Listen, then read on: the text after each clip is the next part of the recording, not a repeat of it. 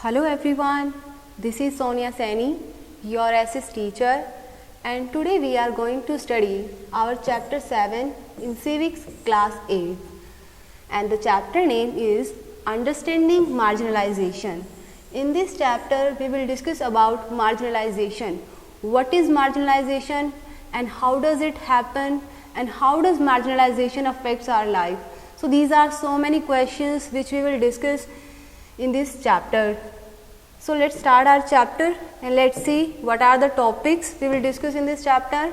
And the first topic is story on Adivasis and marginalization.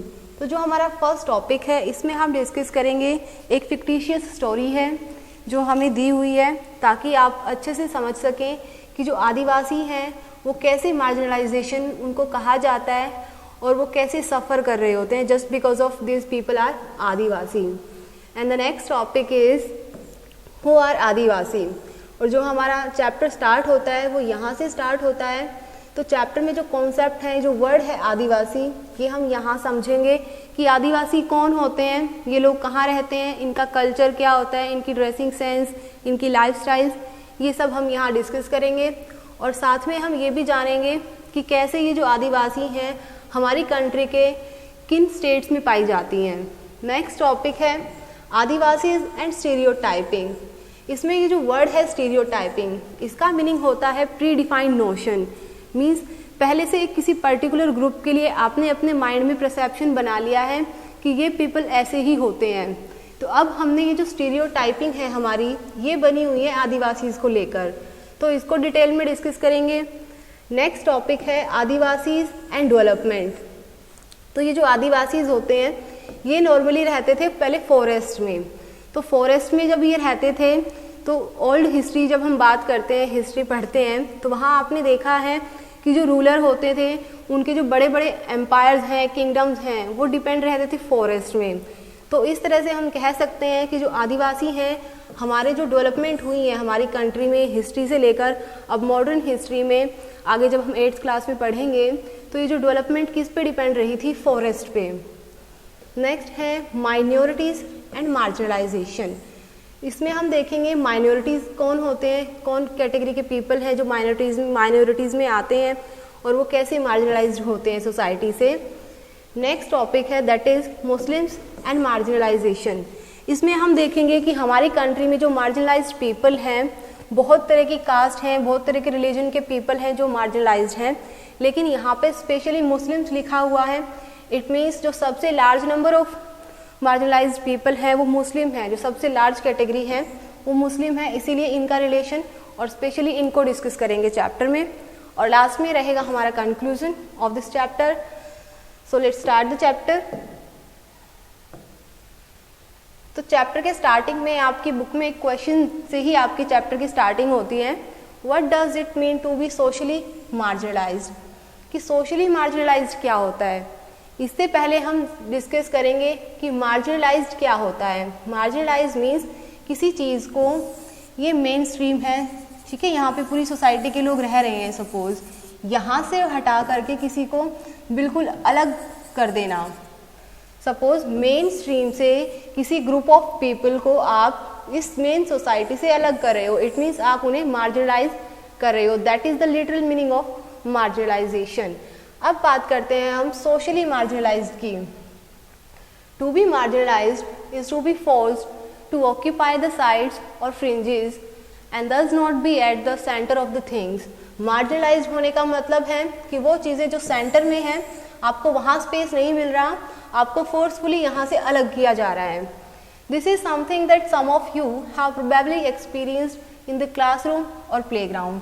तो ये कुछ इस तरह से हो सकता है कि आपने कभी अपने क्लासरूम में इस चीज़ को फील किया हो, या फिर जब आप प्लेग्राउंड में खेल रहे हो अपनी क्लास के स्टूडेंट्स के साथ, वहाँ पे आपने इस तरह की चीज़ों को फेस किया हो. If you are not like the most in your class, that is if your test in music and film is different. If your accent marks you out from others, you are less steady than others in your class. If you don't play the same sport that many of your classmates like. तो ये सब जो examples दिए हुए हैं कि मान लो आप अपनी क्लास में हो, आपका जो म्यूज़िक है वो आपको अलग तरह का पसंद है, आपको मूवीज़ अपनी क्लास के बाकी स्टूडेंट से अलग तरह की मूवीज़ में आपका इंटरेस्ट है। अगर वहीं हम बातें करें, आपकी क्लास बहुत बातें करती है और आपको बातें करना पसंद नहीं है, तो इस तरह से क्या होता है, जो बच्चे बहुत सारे बच्चे बातें करते हैं उनका एक अलग ग्रुप बन जाता है और वो आपको अलग तरह से रखते हैं। मीन्स वो आपको अपने में इंक्लूड नहीं करते। जब वो आपको अपने से अलग करते हैं तो वो क्या कर रहे हैं, आपको मार्जिनलाइज कर रहे हैं। अब तो ये तो बात की थी हमने क्लासरूम की। अगर हम इसी चीज़ को सोशल एनवायरनमेंट में, सोसाइटी में मान के देखते हैं तो वहाँ भी सेम चीज़ें होती हैं कि हम किसी पर्टिकुलर ग्रुप ऑफ पीपल को या कम्युनिटी को एक्सक्लूड कर रहे हैं सोसाइटी के मेन पार्ट से, दैट इज़ सोशली मार्जिनलाइज्ड। तो अब ये जो मार्जिनलाइजेशन होता है ये किस बेसिस पे होता है? It may be depend on the basis of different language and those people who are following the different customs, religious groups from the majority group. तो ये जो मार्जिनलाइजेशन किस बेसिस पे होता है कि वो लोग जिनकी लैंग्वेज पर्टिकुलर जो मेजॉरिटी में कम्युनिटी है उनसे अलग है, उनकी जो कस्टम है, जो रिलीजियस प्रैक्टिसेस हैं वो डिफरेंट हैं। They may also feel marginalised because they are poor.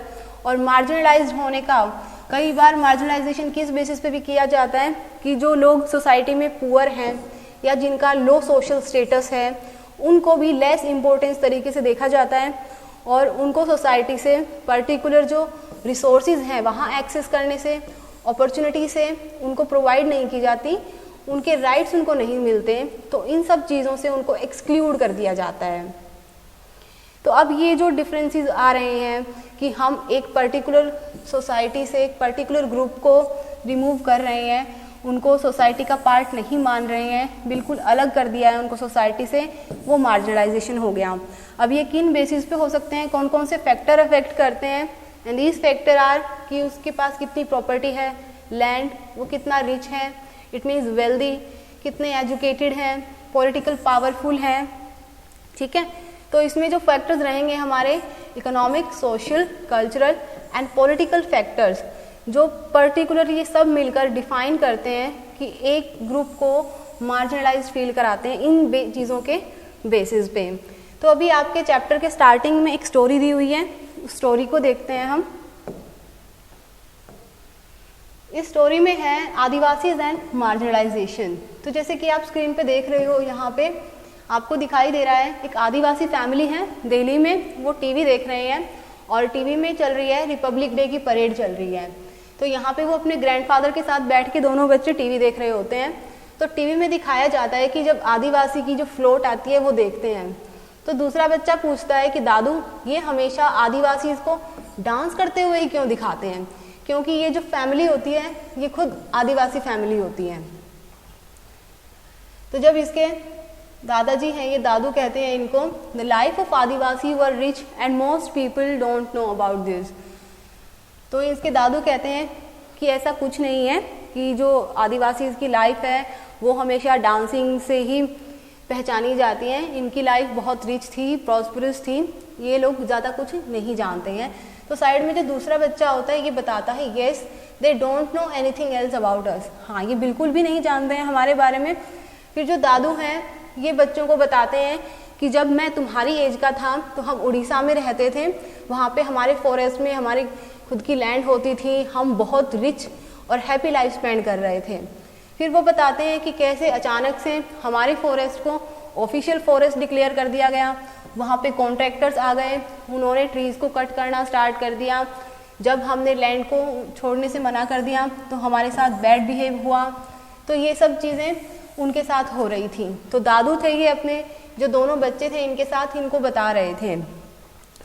तो उस टाइम इन लोगों के पास इतनी एजुकेशन नहीं थी, ये अवेयर नहीं थे कि लॉयर्स को हायर कर सकें, किसी के अगेंस्ट केस फाइल कर सकें।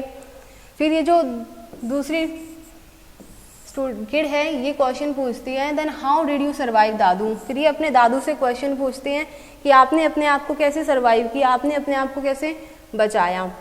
तो फिर दादू बताते हैं उस कंडीशन में जो हमारी तरह थे, या तो सबने ज़बरदस्ती सबसे उनके घर छीन लिए गए और या फिर जो बाकी बच गए थे वो यहाँ पे आसपास के टाउन्स में जाकर जॉब करने लगे।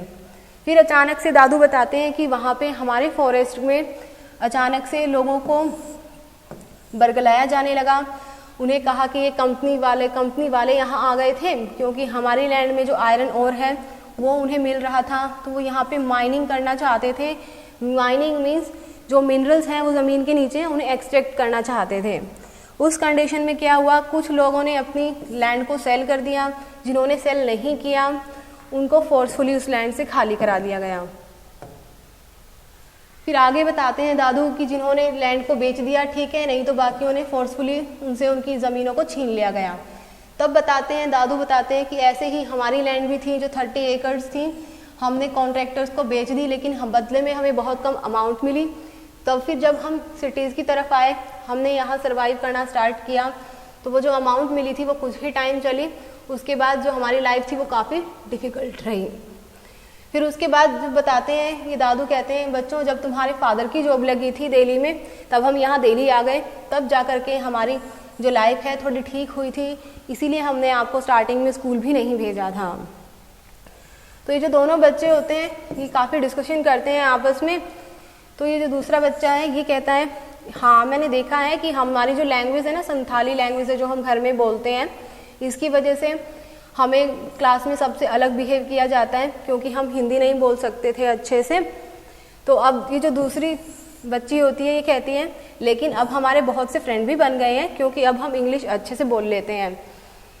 तो ये जो दूसरी स्टूडेंट बच्ची होती है ये काफ़ी ऑप्टिमिस्टिक होती है, कहती है कि कोई बात नहीं, जब मैं बड़ी हो जाऊंगी तो मैं पक्का इस पर एक स्टोरी बनाऊंगी, आदिवासी स्टोरी होगी वो। तो इस तरह से ये बच्चे डिस्कशन कर रहे होते हैं। तो ये जो स्टोरी हमने डिस्कस की है, इस स्टोरी को डिस्कस करने का मेन रीज़न क्या था? मेन रीज़न यही था कि जो हमने लाइफ देखी है आदिवासीज़ की, कैसे उनको मार्जिनलाइज्ड किया गया, कैसे उनसे उनके फॉरेस्ट छीने गए, उन्हें वहाँ से बेघर कर दिया गया और उनकी जो लाइवलीहुड थी वो उनसे छीनी जा चुकी थी। उन्हें अब सिटीज़ की तरफ मूव किया तो उनकी लाइफ में कितना स्ट्रगल आ गया था। तो यहाँ पे जो फर्स्ट टॉपिक स्टार्ट होता है हमारा, फर्स्ट क्वेश्चन के साथ ही स्टार्ट होता है, हु आर आदिवासीज़। आदिवासीज़ कौन थे? अगर हम इसका लिटरल मीनिंग की बात करते हैं, that is originally inhabitants, means जो मूल निवासी होते हैं, किसी जगह के नेटिव पीपल होते हैं, दीज आर आदिवासीज़। और ये जो नेटिव पीपल हैं ये कहाँ के हैं? मीन्स वो पीपल जो कम्युनिटी में एक साथ रहते हैं और जो बेसिकली फॉरेस्ट में पाए जाते हैं, फॉरेस्ट में रहते हैं, वी कॉल देम आदिवासीज़। अगर हम इंडिया की पॉपुलेशन की बात करते हैं तो 8% of the entire population is Adivasi. तो हमारी पूरी कंट्री की जो 8% पॉपुलेशन है वो आदिवासी है। और इंडिया में बहुत सी इम्पोर्टेंट जो इंडस्ट्रियल और माइनिंग सेंटर्स हैं वो जहाँ पे ये आदिवासी का जो एरिया है ना वहीं पाई जाती हैं, जैसे कि जमशेदपुर, राउरकेला, बकोरा, भिलाई, ये सब जगह पे बहुत सारे इंडस्ट्रीज सेटअप हैं, माइनिंग सेंटर बने हुए हैं। अगर हम फिर बात करते हैं जो आदिवासी हैं ये सब एक जैसे नहीं होते थे, मींस इनकी जो पॉपुलेशन है जितनी भी है हमारे इंडिया में ये होमोजीनियस नहीं है, मतलब सिमिलर नहीं है, ये एक जैसे नहीं होते, इनके अलग अलग ग्रुप्स होते हैं। तो हमारी इंडिया में ये 500 डिफरेंट ग्रुप पाए जाते हैं पूरी इंडिया में। अगर स्पेशली एक स्टेट की बात करें, ठीक है, तो स्टेट वाइज जैसे यहाँ पे हम बात करते हैं, जैसे छत्तीसगढ़, झारखंड, मध्य प्रदेश, उड़ीसा, गुजरात, महाराष्ट्र, राजस्थान, आंध्र प्रदेश, वेस्ट बंगाल और नॉर्दर्न स्टेट्स में ये सारी स्टेट्स हैं जहाँ पे ये आदिवासी पाए जाते हैं। अब स्पेशली एक स्टेट का एग्जांपल लेके चलते हैं, लाइक उड़ीसा। उड़ीसा जो है यहाँ पे खुद एक ही स्टेट में 60 से भी ज़्यादा डिफरेंट ट्राइबल ग्रुप्स पाए जाते हैं। तो अब ये जो डिस्टिंक्टिवनेस है ये इतनी क्यों है?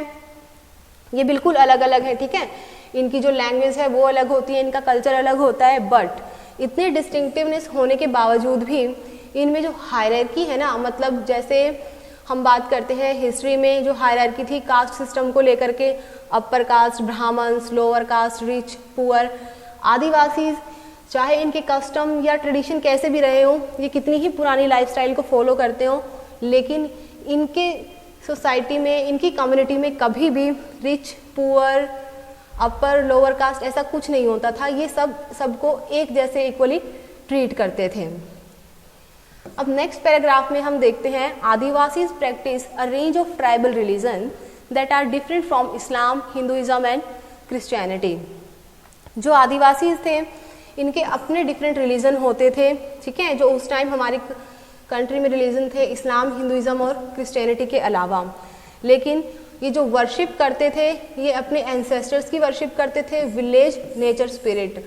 तो यहाँ पे हम एक चीज़ नोटिस कर सकते हैं, ये कहाँ रहते थे, फॉरेस्ट में रहते थे। तो जो इनके गॉड थे ना, ये भी अपने जो आसपास के जो चीज़ें थी उन्हीं की वर्शिप करते थे। जैसे कि अगर हम बात करें हैं माउंटेन्स की, रिवर स्पिरिट, एनिमल्स, इन सब की वर्शिप करते थे और इन्हीं पे ज़्यादा ट्रस्ट भी करते थे।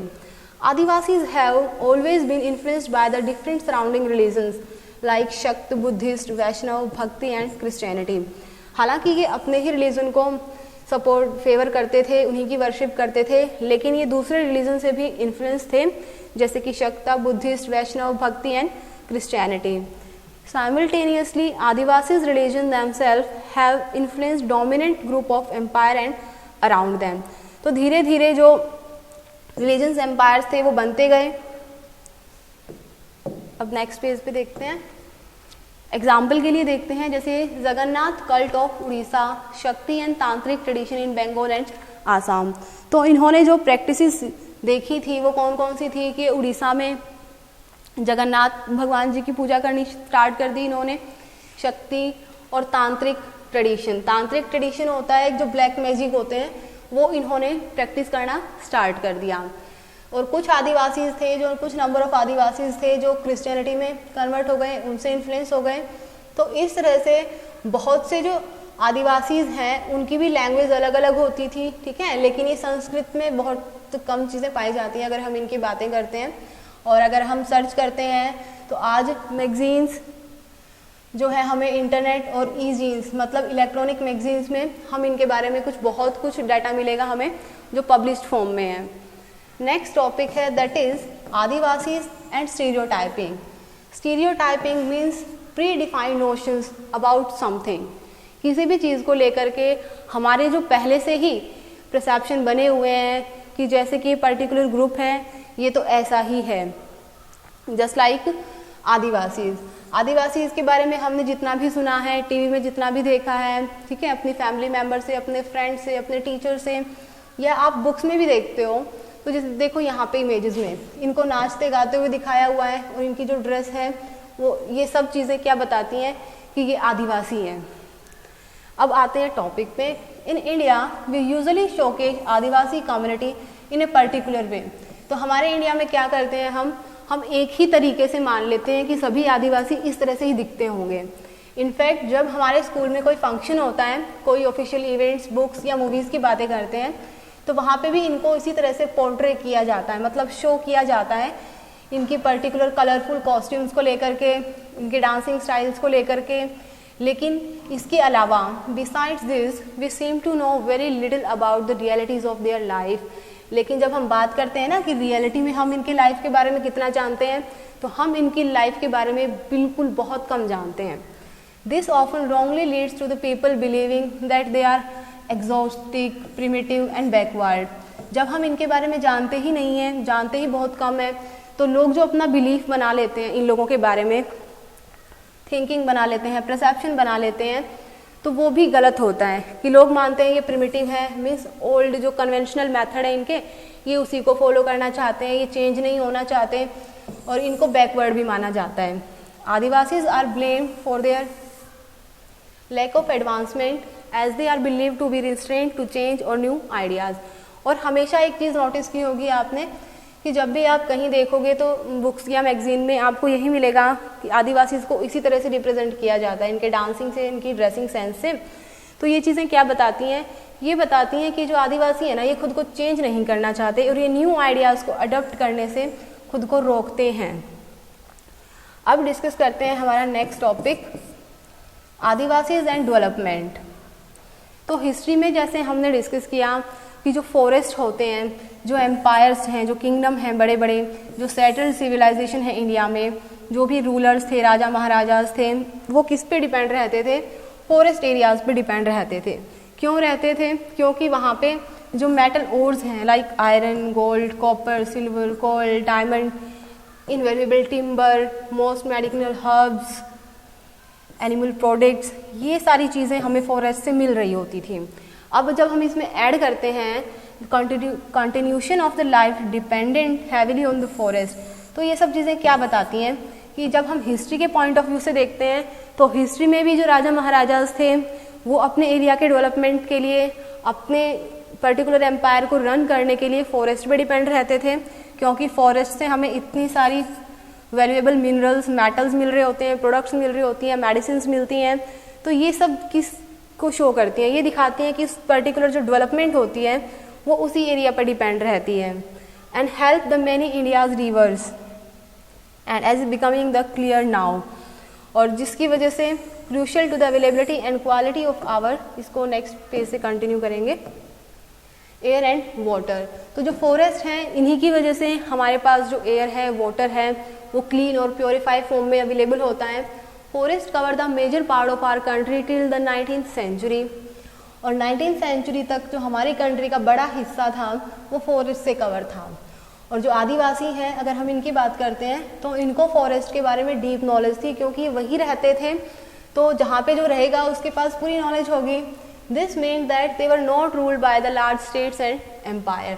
तो ये चीज़ें क्या बताती हैं कि उस टाइम जब आदिवासी फॉरेस्ट में रह रहे होते थे तो यहाँ पे फॉरेस्ट में किसी भी एम्पायर का या किसी भी रूलर का कोई भी इसमें कंट्रोल नहीं होता था। तो जब हम इनको कंपेयर करते हैं कि जो प्री कॉलोनियल पीरियड है, मतलब ब्रिटिशर्स के हमारे इंडिया में आने से पहले वाला जो पीरियड है, उस टाइम में ये जो आदिवासी थे ये कैसे थे, ये हंटर गैदरर्स की तरह से थे, नोमैड्स थे, शिफ्टिंग एग्रीकल्चर करते थे, one place to another place घूमते रहते थे और फिर एग्रीकल्चर करते थे।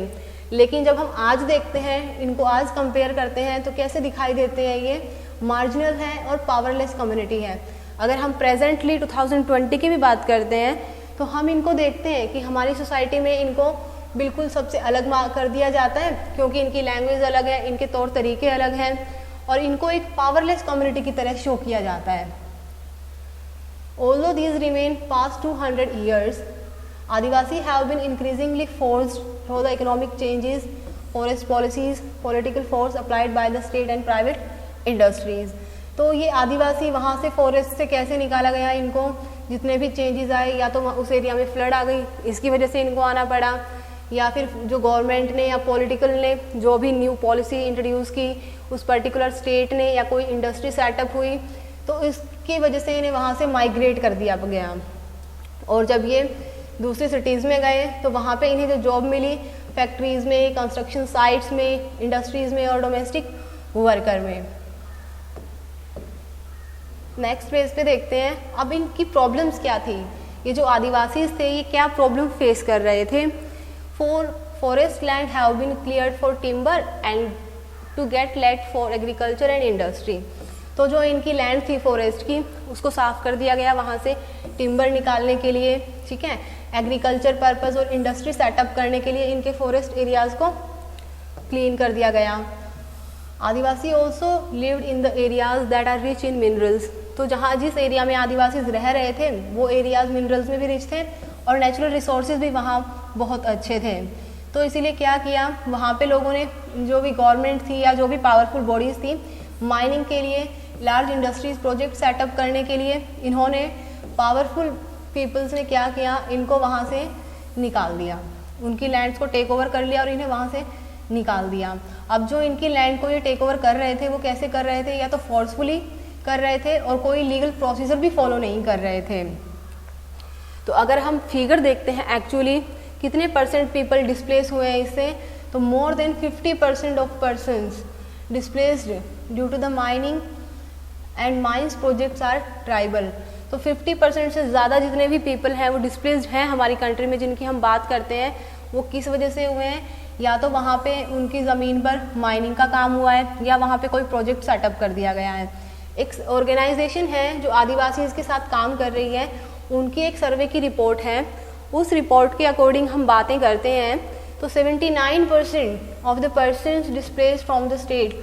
तो टोटल जो पर्सन डिस्प्लेस्ड हुए हैं 79%, कौन कौन सी स्टेट से डिस्प्लेस हुए हैं, आंध्र प्रदेश, छत्तीसगढ़, उड़ीसा एंड झारखंड। ये जो पीपल डिस्प्लेस्ड हुए हैं ये ट्राइबल्स थे। अब हम देखते हैं नॉर्थ ईस्ट एरिया में।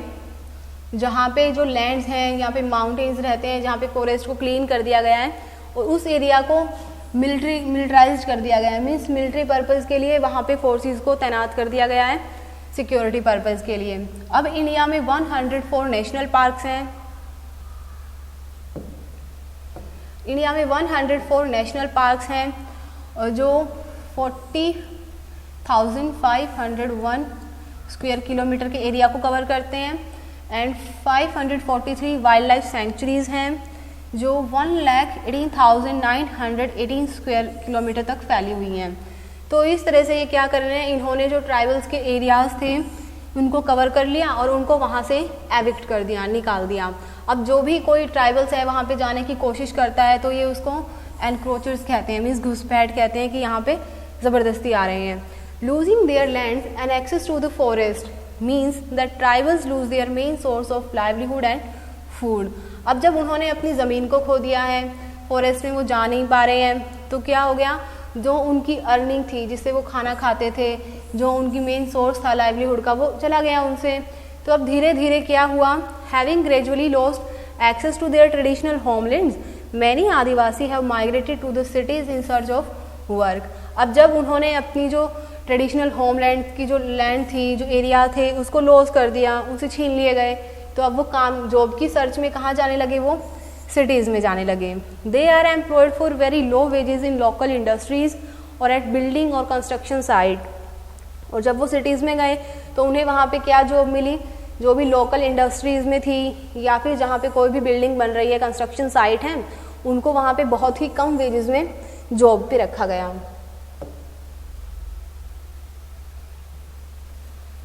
तो इससे क्या हो रहा था, जो उनके रिसोर्सेज हैं उनको डिप्राइव कर दिया गया था। 45% of tribal groups in rural areas and 35% in urban areas live below in the poverty line. तो जिससे अब हमारी कंट्री में जो पॉवर्टी है वो उसका रीज़न यही है कि इतने परसेंट तो 45% तो रूरल एरियाज़ में और 35% अर्बन एरियाज़ में हैं, और जिनकी वजह से आज जो ट्राइबल चिल्ड्रन है वो माल नॉरिश्ड है, मतलब उनको प्रॉपर जो एडुकेट फूड मिलना चाहिए वो नहीं है, और प्लस उनका जो लिटरेसी रेट है, जो गेटिंग एजुकेशन रेट है, वो भी बहुत कम है।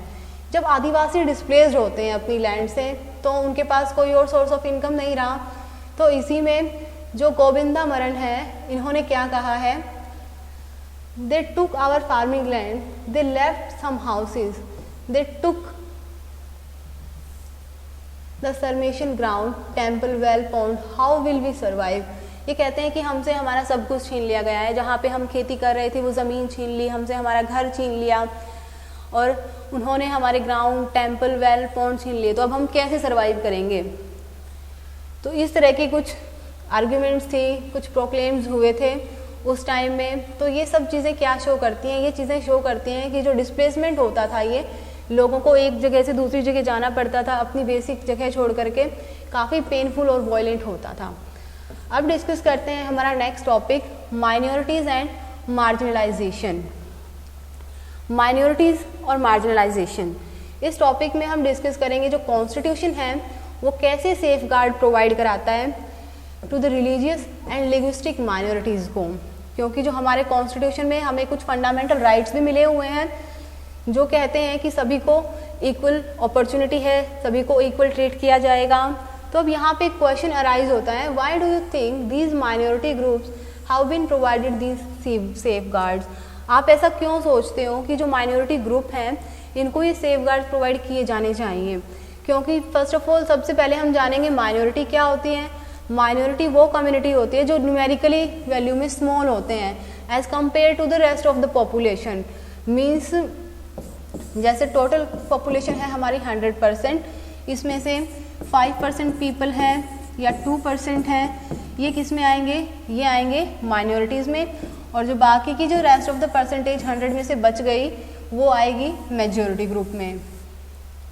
तो अब जो माइनॉरिटी है ये सिर्फ नंबर्स में ही नहीं होते हैं, ठीक है। ये माइनॉरिटी ऐसे भी होते हैं कि किसी के पास पावर नहीं है, किसी के पास प्रॉपर रिसोर्सेज नहीं है और कोई सोशल और कल्चरल डायमेंशन से पिछड़ा हुआ है, तो ये सब चीज़ें भी माइनॉरिटीज़ में आती हैं। Indian Constitution recognizes that culture of majority influence the way in which society and government might express themselves. तो चैप्टर 1 में हमने डिस्कस किया था इंडियन कॉन्स्टिट्यूशन को, वहाँ पे बताया हुआ है कि जो मेजोरिटी है ना ये माइनॉरिटी को इन्फ्लुएंस करती है, उन पर प्रेशर बनाती है कि जो हमारा रिलीजन है आप उन्हें ही फॉलो करो, हमारे ट्रेडिशन फॉलो करो, इस तरह से. In such cases size can be disadvantage and lead to the marginalisation. तो इस तरह के केसेस में क्या होते हैं, जो कम नंबर ऑफ ग्रुप में जो पीपल हैं, small number of group people हैं, वो मार्जिनलाइज्ड हो जाते हैं. तो अब इनको सेफ गार्ड की ज़रूरत होती है कि कोई इनको प्रोटेक्ट करे, कुछ इनको फंडामेंटल राइट्स दे. तो इसीलिए क्या है, to protect the minority community against the possibility of being culturally dominated by the majority. इन लोगों को मेजोरिटी ग्रुप के लोगों से प्रोटेक्ट करने के लिए, ताकि वो इन पर डोमिनेट ना हो जाएं, इसीलिए इन्हें कॉन्स्टिट्यूशन से सेफ गार्ड प्रोवाइड किया जाता है. अब नेक्स्ट पेज पे चलते हैं. और सेफ गार्ड प्रोवाइड कराने का मेन रीज़न ये भी है, they feel insecure about their life, assets and well being. क्योंकि अगर इन्हें सेफ गार्ड प्रोवाइड नहीं कराएंगे तो इन्हें अपनी लाइफ को लेकर स्ट्रेस रहता है, ये इनसिक्योर फील करते हैं, एसेट जो भी प्रॉपर्टी है इनकी, ठीक है. तो इस तरह से इनके सामने कुछ क्वेश्चंस आते हैं. This sense of insecurity may get accentuated in if the relations between the minority and majority group are fraught. और ये जो इनसिक्योरिटी है, ये जो डर है इन लोगों के अंदर, ये और भी तब ज़्यादा इंक्रीज हो जाता है जब माइनॉरिटी और मेजॉरिटी ग्रुप के बीच में कुछ भी लड़ाई झगड़ा हो जाता है. तो इससे हम कह सकते हैं constitution provide these safeguard because it is committed to protecting the India's culture diversity and promoting equality as well as justice. तो यहाँ पे जो मेन रोल प्ले करते हैं वो है हमारा इंडियन कॉन्स्टिट्यूशन, क्योंकि कॉन्स्टिट्यूशन में कमिटमेंट दिया हुआ है, कमिटेड है, वहाँ पे लिखा हुआ है कि हमारी इंडिया की जो कल्चरल डाइवर्सिटी है इसको प्रोटेक्ट करना है और कंट्री में इक्वालिटी को प्रमोट करना है और जस्टिस को प्रमोट करना है. इसीलिए इससे पहले वाले चैप्टर में, जो चैप्टर 4 था हमारा जुडिशरी, हमने उसको भी डिस्कस किया था.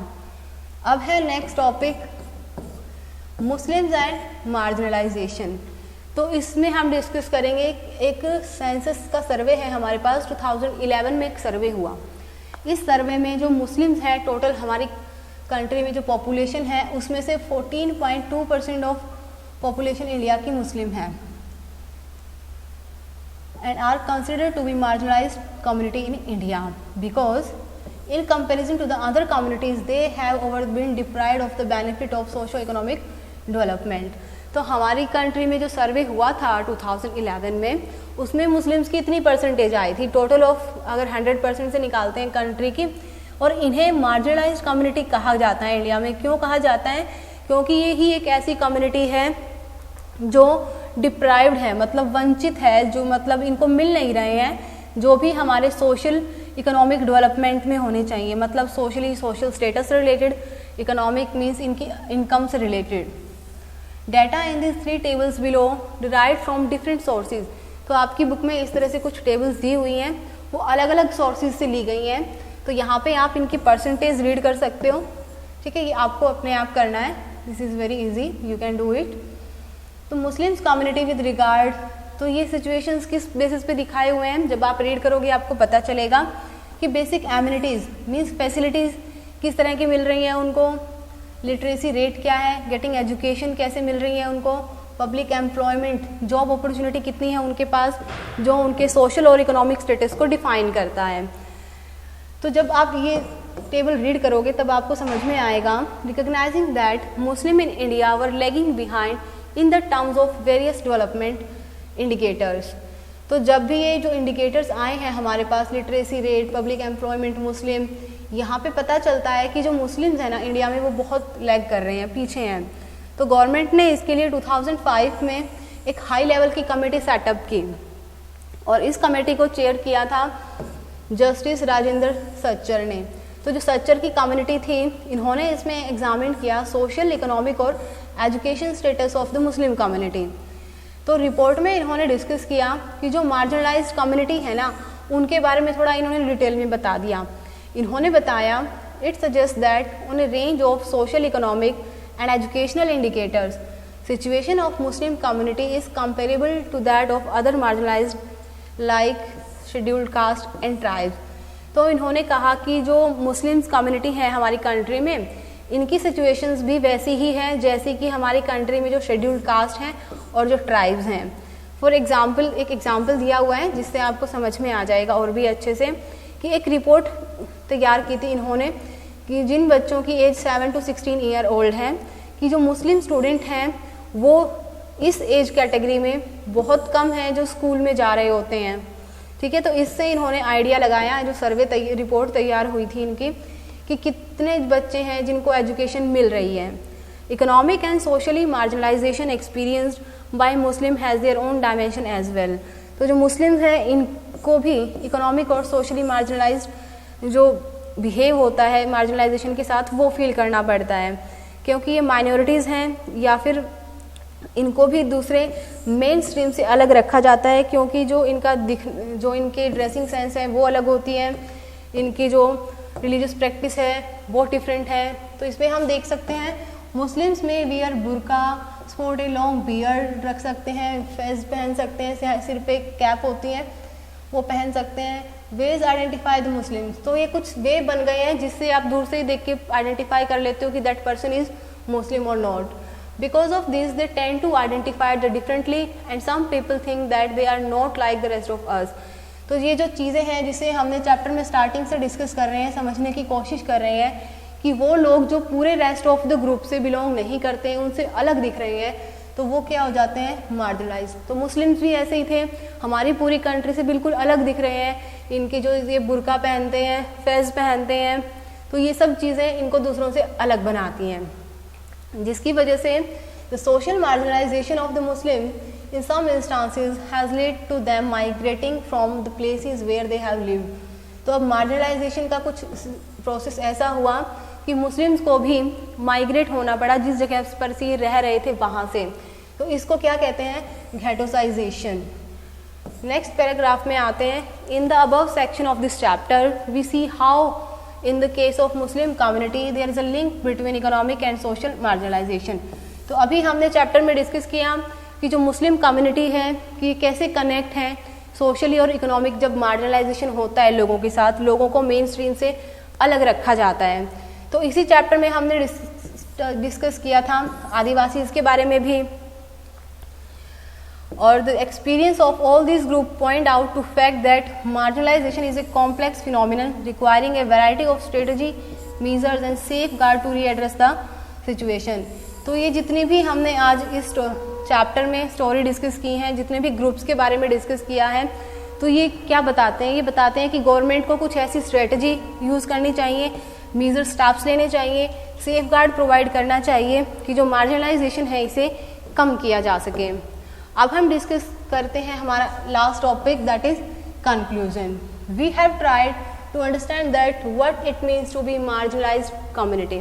तो चैप्टर में हमने समझा कि मार्जिनलाइज्ड कम्युनिटी क्या होती है और ये कैसे होती है, और ये कम्युनिटी कैसे दूसरों से डिफरेंट एक्सपीरियंस करती हैं लाइफ में, लोग इनके साथ कैसे बिहेव कर रहे हैं। तो इनके जो रीज़न है ना मार्जिनलाइज्ड होने के, अलग अलग कम्युनिटी के अलग अलग रीज़न होते हैं। तो ये अलग तरह से मार्जिनलाइजेशन को एक्सपीरियंस भी करते हैं, और ये चीज़ें कैसे होती हैं, disadvantage, prejudice and powerlessness. We have also seen that marginalization is linked to experiencing disadvantage, prejudice and powerlessness. In India, there are several more marginalized communities. और इंडिया में जितने भी हमने आज इस चैप्टर में डिस्कस किया है, आदिवासीज, माइनॉरिटीज़, मुस्लिम्स, इनके अलावा भी और बहुत सारी कम्युनिटीज़ हैं जिन्हें मार्जिनलाइज फील कराया जाता है, जैसे कि दलित हैं, आपने क्लास 7th में पढ़ा होगा इनके बारे में। Marginalized result in having a low social status and not having equal access to the education। तो इनका जो मार्जिनलाइजेशन इनको किया जाता है तो उसका रिजल्ट क्या रहता है कि इनको सोसाइटी में जो दूसरे लोगों का स्टेटस है उनके इक्वल ट्रीटमेंट नहीं मिलता, ना ही इन लोगों के पास प्रॉपर एक्सेस होता है कि एजुकेशन को लेकर के और दूसरे रिसोर्सेज को लेकर के। तो स्टूडेंट्स, ये था हमारा चैप्टर। आई होप आपको समझ में आया होगा। फिर भी आपको कोई डाउट है तो आप मुझसे पूछ